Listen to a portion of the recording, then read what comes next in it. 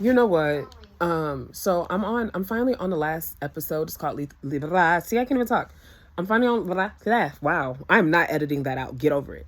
So I'm on the last episode of America's Sweethearts, and it's called Leap of Faith, right? Which is kind of funny because Faith in her ponytail. But Faith needs her ponytail because it looked right. But yeah, I'm just looking back at the season because I have about an hour and 8 minutes left of this last episode. And I like the social commentary about what the brand is turning into and how the Cowboys, the cheerleaders brand has taken a life of its own. And I'm just looking at the fanaticism of the players and the dude with the museum because I see autism interest when I see them. Because you can't tell me otherwise. But you know, I just look at the brand and I think that's quintessential America. And I mean that in the best and worst way possible. But yeah, I like the social commentary about what coming in, and are you an influencer already, or like do you already have a huge following? Like were you a showgirl or a golden girl or the Tiger Girls? I don't know if those are a thing.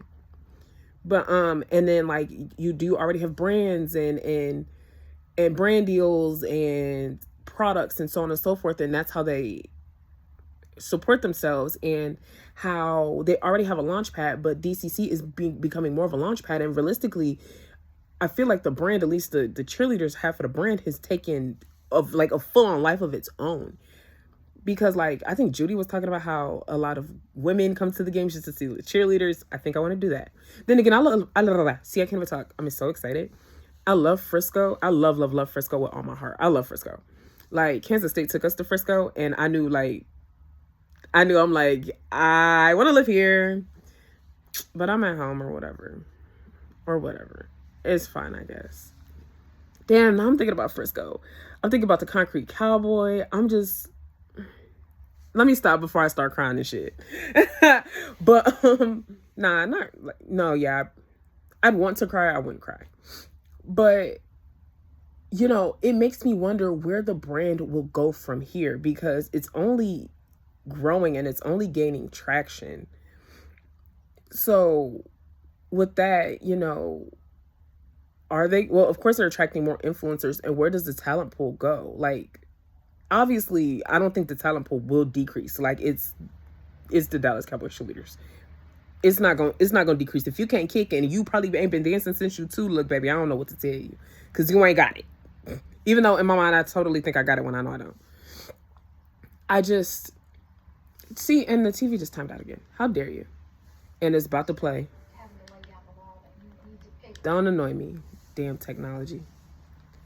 But it's an interesting conversation about how, like how Kat was on the old show versus the new show, about how they didn't want you to have too much of a following, or they didn't want you to be too big headed about social media. Now the ladies are coming in off of social media, and it's how they recruit now. And it's like, is there a level of bitterness? I mean, and if there is, in my opinion, it would be justified, because that's a means of truly supporting yourself and not struggling any longer, and actually being able to take a load off and to actually be able to dance and say, okay, I made my $5,000 this morning from doing this brand deal, versus I need a 9 to 5 because that's the only thing you'll accept. I would say I'm not trying to exceed 4 minutes, but I won't try to exceed 5. I don't know why I do that. Just stick with it.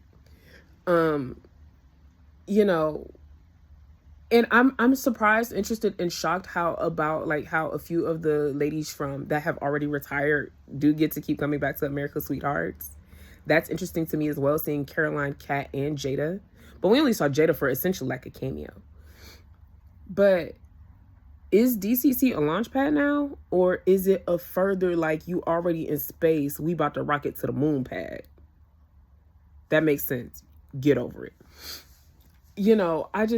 I'm very interested in the conversation at large and the commentary. Oh, we're exceeding 5 minutes. Fuck it. Oh well. And I don't like a lot of the hate comments. The hate comments are weird. But with that level of notoriety comes more and more hate. And it's only a matter of time before everybody turns on the brand and hate the brand.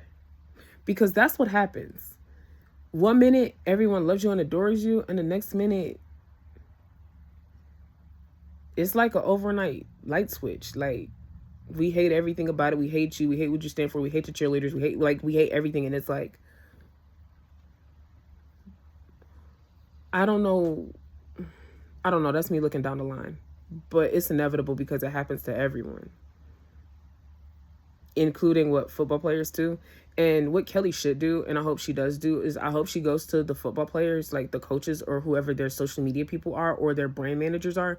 And I hope she gets advice from them about what to do about the hate comments and stuff. Like, because in reality and at large, there's nothing you can do about it.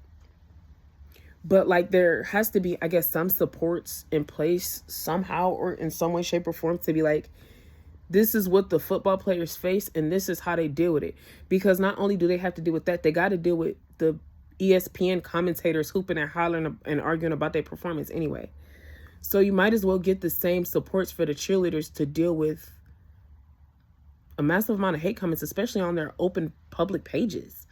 And Caroline brings up a really good point about them being public figures, because at this point they are. There's no way to divorce the two.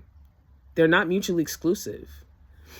So I don't know how the conversation will go or what it will look like, but it needs to be had. And I'm happy America's Sweethearts is having it. And Kelly and Judy and Charlotte and whoever else are part of the brand needs to intervene while it's still early, because it will only get worse.